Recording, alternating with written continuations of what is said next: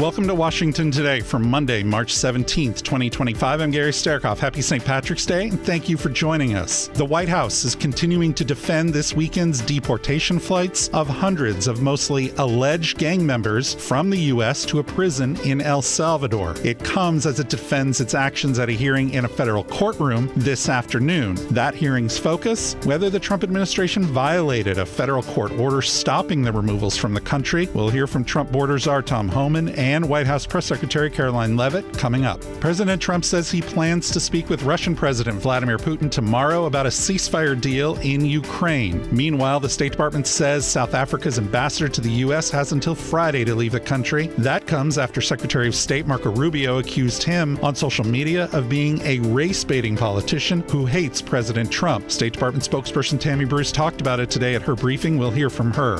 And the New York Times reporting that the Houthi militia in Yemen has vowed to retaliate after U.S. military strikes on targets controlled by the group that it says killed at least 53 people. Those strikes were the subject of today's Pentagon briefing. It was the first of the second Trump administration. We'll play some of that for you coming up. We begin at the White House. Here's Press Secretary Karoline Leavitt. This administration acted within the confines of the law, again, within the president's constitutional authority and under the authority granted to him under the Alien Enemies Act. We are quite confident in that, and we are wholly confident that we are going to win this case in court. The Washington Post reporting that 137 of the 261 people taken to El Salvador on Saturday were deported under a, quote, secretly signed proclamation that invoked the Alien Enemies Act of 1798. The proclamation said that the U.S. would quickly remove Venezuelans aged 14 and over who allegedly belong to a transnational gang. That order precipitated a lawsuit on Saturday evening, claiming the administration was denying immigrants due process and putting them in danger. That's when U.S. District Court Judge James Boasberg ordered Trump administration officials to return any airplanes carrying the deportees back to the U.S. Here's White House border czar Tom Homan. Here's what he had to say about it. Is every one of those guys a member of the gang? How do you know it, and why can't they sort that out with a lawyer and a hearing, which is how it should be? Look, we abided by the court's decision. His written order was on 5 illegal aliens. They didn't want to deport them, and we abided by that. By the time the other order came, the plane was already over international waters with a plane full of terrorists and significant public safety threats. And, you know, to turn a plane around over international waters, we're going to refuel over international waters, come back and bring terrorists back to the United States. That's not what this president promised American people. What the president did was exactly the right thing. So they're all trained in Nicaragua, every guy who's on that plane? I'm not familiar with every single case in that plane, but that's my understanding. MS-13 members and TDA members. And let's remember, many of those on the plane were removed through Title VIII, not through the Alien Enemies Act. So, again, it was the right thing to do. That's what the people of this country mandated President Trump deal with the border crisis, deal with illegal immigration, and deal with illegal alien crime, and that's exactly what we did. We removed terrorists.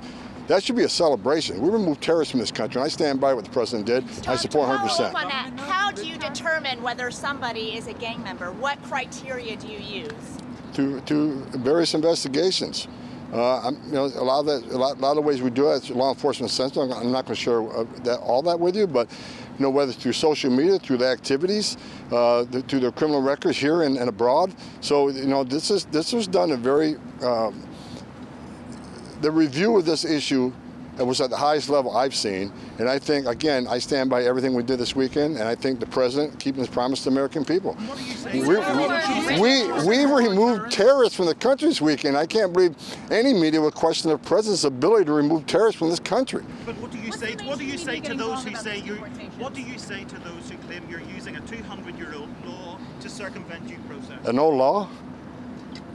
Not as old as the Constitution. We still pay attention to that, don't we? But some would say this is... How many more terrorists do you plan on deporting to El Salvador?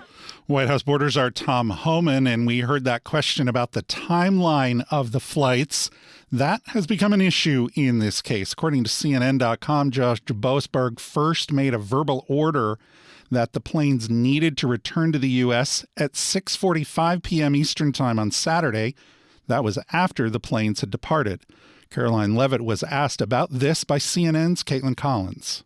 I have a question on the timeline of the flights. You keep talking about the judge's written order, which hit the docket Saturday night at about 7:26 p.m., but he issued a verbal order before that at about 6:45 and 6:48 p.m. based on the court hearing, a verbal order from the bench. Does the White House feel the need to comply with a verbal order from this judge? Again, as I said, all of the planes subject to the written order of this judge departed U.S. soil, U.S. territory before the judge's written order. But what about the verbal order, which of course carries the same legal weight as a written order, and said for the planes to turn around if they were in the air? There's actually questions about whether a verbal order carries the same weight as a legal order, as a written order, and our lawyers are determined to ask and answer those questions in court. As we said, the next hearing in Judge Boasberg's courtroom scheduled for this afternoon. That is scheduled to get underway at 5 p.m. Eastern Time. More now on tomorrow's scheduled conversation between President Trump and Russian President Vladimir Putin. The Independent writing today that the two men are expected to, quote, discuss territory and control of the Zaporizhzhia nuclear power plant after the Russian president last week pushed back on a U.S.-brokered plan for an immediate ceasefire in Ukraine with a series of sweeping conditions he said he would need to be met. The Independent goes on to say the Kremlin confirmed on Monday that the two leaders were due to speak by phone and that President Trump, quote, also said that negotiators had already talked about dividing up certain assets, including power stations. Now, the status of that South African ambassador to the U.S., Ibrahim Rasool. Here's State Department spokesperson Tammy Bruce on when the ambassador was told he had to leave. Well, it was the same day of the announcement, yes. So after Secretary Rubio made his decision, our senior level diplomats convoked the South African embassy staff for an in-person meeting at the State Department. At this meeting, our officials delivered the official notification of Ambassador Rasool's persona non grata status, and it was done. Okay, and I understand that his privileges and immunities expire today, and then he has to leave by Friday? That's right. So he has, for these 3 days that passed, he's had his privileges, but those did expire today. And he has, technically it's a week from the notice, and so that expires now on Friday. Okay. He'll need to be out of the country. Associated Press reporting today that Secretary Rubio's decision was, quote, the latest Trump administration move targeting South Africa. Trump signed an executive order last month halting funding to the country. It criticized the black-led South African government on multiple fronts, saying it is pursuing anti-white policies at home and supporting bad actors in the world like Palestinian militant group Hamas and Iran. Here's more from today's briefing. Can I go back to South Africa, the ambassador? Sure. The secretary, of course, had his ex posted on Friday. Could you explain a little bit the reasons? It's quite an extraordinary step. I was looking back, if I'm not mistaken, even in the height of tensions with Russia, there was no expulsion of the ambassador and no PNG there. What is it? I mean, essentially this was remarks that the ambassador made at a think tank or at a conference that were critical. What I'm getting at is, should other ambassadors be on alert? Can they not criticize President Trump without fear of being expelled? Well, I think it's not about criticism. This was the equation of the president and the country with white supremacy. It was an allegation that casts such an awful light on the nature of the country, on individuals. It is. I mean, if we don't have a standard about the nature of someone who is in this country, who is supposed to be a diplomat to help facilitate the relationship between two countries, and that this is the standard of it, you know, we deserve better. We've had a decent level of diplomacy with South Africa. There are some challenges, but you want people in each embassy who can actually facilitate a relationship. And these remarks were unacceptable to the United States, not just to the president, but to every American. They were pretty much obscene when it came to the nature of what was alleged.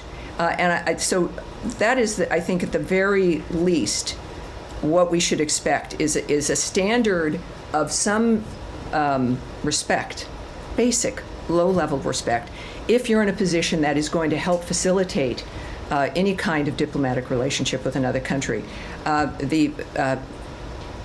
This particular individual certainly didn't meet that standard. and it is a message to people of what America expects, what the president expects, what the Secretary of State expects, what this whole administration expects when it comes to treatment of the nation itself and as a result of the people in this country.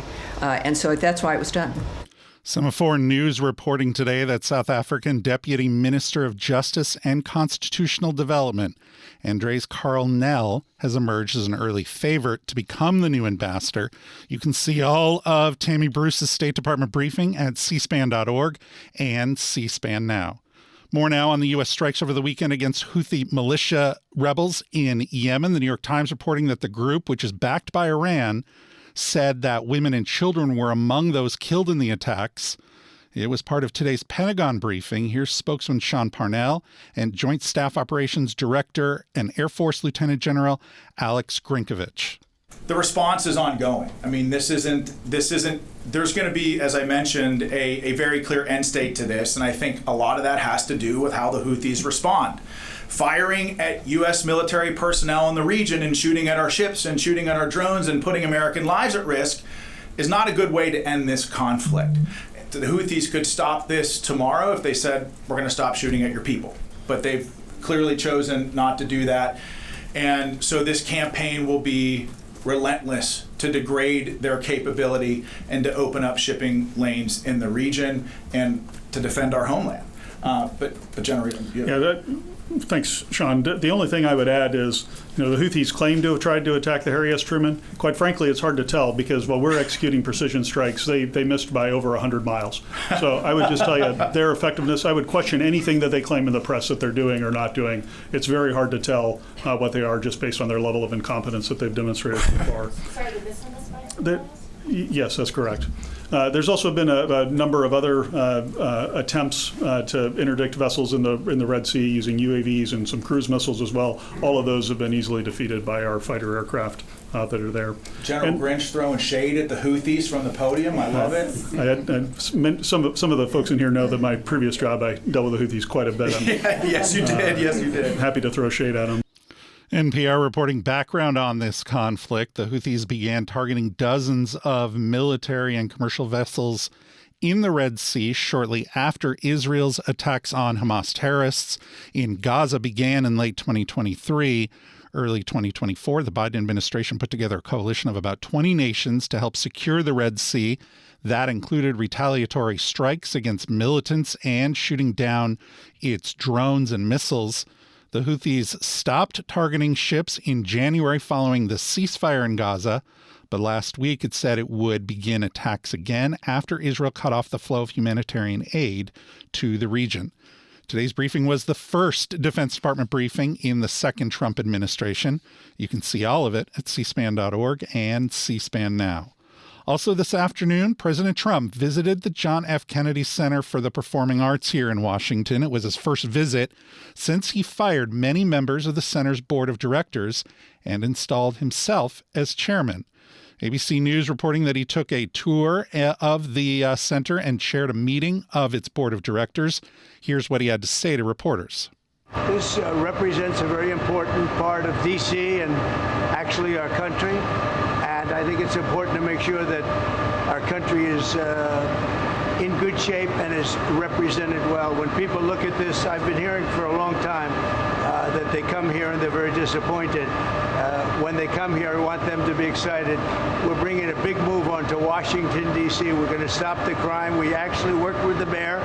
We took down a lot of tents. They were all over the place in front of the State Department. And they did a good job with that. I was very happy with what the mayor did. She was able to get them out quickly at my direction and at the direction of the administration. But we're cleaning up Washington, D.C. This is a big part of Washington, D.C. Mr. President, for Americans visiting Washington, perhaps they're thinking about seeing a show at the Kennedy Center. Yeah. What would you tell them? They've never been here before and they want to come check it out? Yeah, I'd say come here and see a show.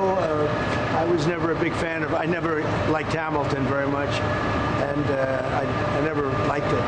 But we are going to have some really good shows. I would say this, come here and watch it, and you'll see over a period of time it'll improve very greatly physically. And we're going to get some very good shows. The thing that does well are Broadway hits. And we have some beauty. I guess we have Les Mis coming, and we have have some others, but the Broadway hits have done very well. And reporting on the visit, ABC News goes on to say, quote, the Republican president's allies have complained that the Kennedy Center, which is known for its annual celebration of notable American artists, had become too liberal and too woke with its programming. You can see all of the president's visit at cspan.org and on our free mobile app, C-SPAN Now. You're listening to Washington Today. C-SPAN Now is a free mobile app featuring your unfiltered view of what's happening in Washington, live and on demand. Keep up with the day's biggest events with live streams of floor proceedings and hearings from the U.S. Congress, White House events, the courts, campaigns, and more from the world of politics, all at your fingertips. You can also stay current with the latest episodes of Washington Journal and find scheduling information for C-SPAN's TV networks and C-SPAN Radio, plus a variety of compelling podcasts. C-SPAN Now is available at the Apple Store and Google Play, or visit our website, cspan.org/C-SPAN Now. C-SPAN Now, your front row seat to Washington, anytime, anywhere. If you ever miss any of C-SPAN's coverage, you can find it anytime online at cspan.org. Videos of key hearings, debates, and other events feature markers that guide you to interesting and newsworthy highlights. These points of interest markers appear on the right-hand side of your screen when you hit play on select videos. This timeline tool makes it easy to quickly get an idea of what was debated and decided in Washington. Scroll through and spend a few minutes on C-SPAN's points of interest. Welcome back to Washington Today. According to Politico, top congressional appropriators Senator Susan Collins and Representative Tom Cole support a Senate bill that restores the Washington, D.C. city government's ability to raise $1 billion for basic services like law enforcement, water safety, and public education. The Senate passed the bill by voice vote at the last minute on Friday night. Politico also reports that House Republican hardliners are pushing Speaker Mike Johnson to ignore the bill. Washington, D.C. Mayor Muriel Bowser talked about the bill with reporters today. Well, I think the case has been made that these are D.C. local dollars, that cutting them in the middle of the year would be devastating to our operations and to our shared goals of making our city the best, most beautiful city and one that serves our residents. So we're very confident, and we're going to keep working with the Congress until its final passage. Speaking of local dollars, last question for the time being. What is the contingency plan if the House rejects this? So are we looking at fewer school days during the week? What's the contingency plan just in case? We haven't gotten to that stage.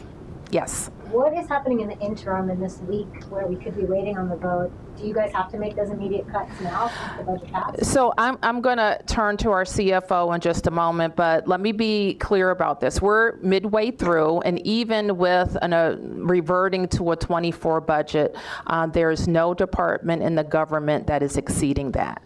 So we are proceeding just as we did last week.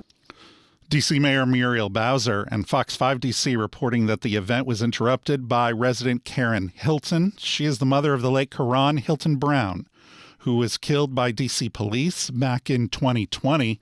President Trump pardoned the officer shortly after he took office in January. You can see that and all of Mayor Bowser's press conference on the C-SPAN Now app and at cspan.org. Both the House and Senate are in a district work period this week. And USA Today reporting that Senate Democratic leader Chuck Schumer has postponed his book tour due to, quote, security concerns amid funding bill backlash. Senator Schumer had events planned in New York City, Philadelphia, Baltimore, and here in Washington to promote his book, Anti-Semitism in America, A Warning. USA Today reporting that protests were planned outside multiple events, and they come after the Democratic leader voted last week to advance a Republican bill to fund the government through September that would avoid a government shutdown. That vote and Senator Schumer's leadership was on the mind of several Democrats this weekend. Here's Senator Chris Murphy of Connecticut yesterday on Meet the Press. So Leader Schumer has a very difficult job. I don't envy the job that he has. And the question is really for the members of his Democratic caucus. Are we willing to fight, right? I admit that it would take some risk-tolerant behavior in order to effectively stand up to this president.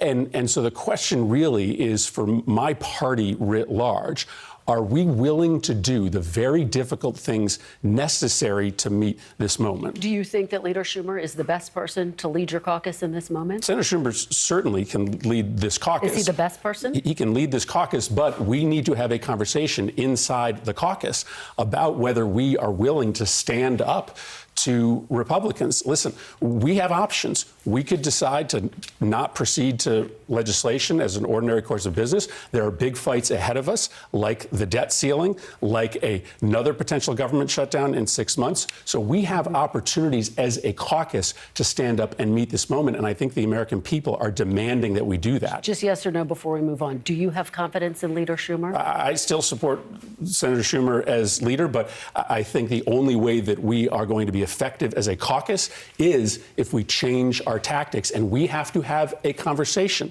inside our caucus to make sure that we are going to do that. So let's talk about that. You posted a video explaining your vote, what you called a very difficult moment. Many of your supporters responded online saying you should replace Leader Schumer. Is that something that you would consider? Would you consider that role? I mean, I don't think anybody's having that conversation right now. What's important is that we meet this moment. And what I'm telling you is that if we continue to observe norms, if we continue to engage in business as usual, this democracy could be gone. I don't think we have a year to save American democracy. I think the way the president is acting, using law enforcement to target dissidents, harassing TV stations and radio stations that criticize him, endorsing political violence, puts our democracy at immediate risk. So if you are a Democrat in the Senate or in the House, you have to start acting with urgency. And that is the conversation that we have to start having inside our caucus.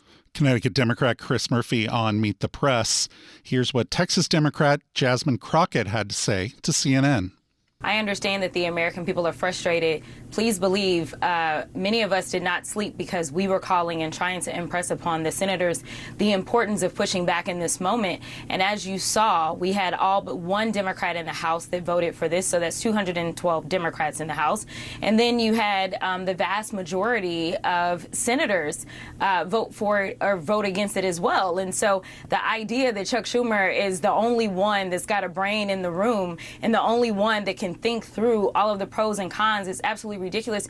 And Jake, you and I both know that this administration could care less about whether or not they violate the law. We know that we've had to rely heavily upon the courts. And I want to say, as you're talking about the polling on my party, I want to say that it is the Democratic attorney generals and some governors that are standing up against this administration and bringing those lawsuits and winning every single time. They are losing in court. Could we do a better job of making sure that the American people know that we are winning in the courts? We probably could. But at the end of the day, it's still Democrats that are winning for the American people. Some progressive groups are calling for new leadership in the Senate for Democrats. Even House Democratic leader Hakeem Jeffries, your leader, he was asked if he supports Schumer as leader of the Senate Democrats, and he said, next question. Do you think Senate Democrats should replace Chuck Schumer? I think Senate Democrats have to sit down and take a look and decide whether or not Chuck Schumer is the one to lead in this moment.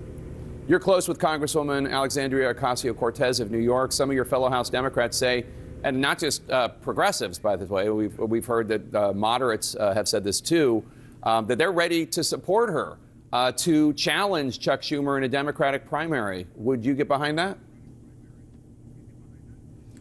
That's 4 years from now. If you were asking me at least in 2 years, then I would have an absolute answer.